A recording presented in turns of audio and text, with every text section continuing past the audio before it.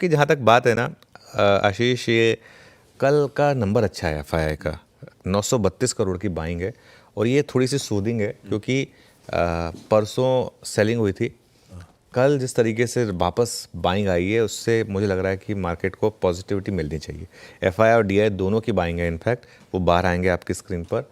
और ये देखिए, ये उससे पहले वो जो सेल नंबर था, भले ही छोटा था लेकिन था, वो नेगेटिव है। अब आप इंडेक्स फ्यूचर्स में पोजीशनिंग देखिए, क्योंकि परसों ज़्यादा दिक्कत वहाँ से आई थी। ये ओवरऑल पोजीशनिंग है और अब चेंजेस पर आइए। कुछ बहुत ज़्यादा चेंजेस नहीं हैं इसमें। हल्के से लॉन्ग ऐड हुए हैं करीब 1800, लेकिन कोई शॉर्ट कवरिंग नहीं हुई है। मेन चीज़ ये थी कि जो शॉर्ट ऐड हुए थे उसमें कोई कवरिंग नहीं है। अगर आप देखें इंडेक्स फ्यूचर्स में 258 करोड़ की बाइंग है और स्टॉक फ्यूचर में 181 करोड़ की बाइंग है। इससे पहले आपको याद होगा 15,000 करोड़ की सेलिंग थी, cash plus index future plus stock futures. कल कुल मिलाकर 1200 करोड़ की बाइंग है। तो ऐसा कुछ बहुत ज़्यादा नहीं है, लेकिन एटलीस्ट जो वो सेलिंग था उसमें फॉलो थ्रू नहीं है, ये इंपॉर्टेंट है। With in index future Nifty में थोड़ी सी सेलिंग है, बैंक निफ्टी में थोड़ी सी बाइंग है। वो टेबल आ जाएगी आपकी स्क्रीन पर, उस पर आज बहुत ज़्यादा टाइम स्पेंड करने की ज़रूरत नहीं है। और इवन जो लॉन्ग शॉर्ट है उसमें भी बहुत ज़्यादा चेंजेस नहीं है। 1798 लॉन्ग, 101 शॉर्ट। स्टॉक फ्यूचर्स में भी कुछ बहुत ज़्यादा चेंज एफ ने नहीं करे। अब आते हैं हम लॉन्ग शॉर्ट पर। ये देखिए, ये है लॉन्ग शॉर्ट एफ का। लॉन्ग शॉर्ट पर आ जाइए, वो ग्राफ आएगा आपकी स्क्रीन पर। ये एज इट इज़ है जो कल था।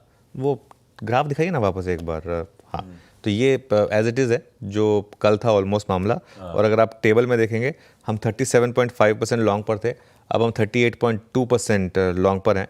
और उसमें अब आप देखिए कुल मिलाकर 36,000 शॉर्ट से अब हम 34,800 शॉर्ट पर हैं। तो हैं अभी भी शॉर्ट ही सिस्टम में, और इन शॉर्ट्स को कवरिंग मिलेगी या नहीं ये डिपेंड करेगा। आप 24,500 तोड़ेंगे, 24,800 तोड़ेंगे, इसके ऊपर डिपेंड करेगा। इंडिया विक्स कल भी नीचे आया 17.22 पर, 5% नीचे।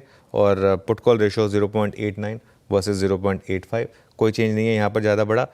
एक स्टॉक बैन में आ गया, हिंदुस्तान कॉपर। लग रहा था वो कल जिस तरीके से मेटल्स में तेज़ी थी, सबसे पहले हिंदुस्तान कॉपर ही बैन में आता है, क्योंकि सबसे ज़्यादा हाई बीटा कॉपर होता है। सबसे पहले लोग कॉपर ट्रेड करते हैं जब भी मेटल्स में रैली आती है।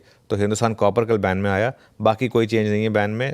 CDSL और मन्नापुरम बने हुए बैन में एज इट इज़। तो सेटअप पॉजिटिव है हमारा, और होपफुली थोड़ी सी शॉर्ट कवरिंग मार्केट में आनी चाहिए।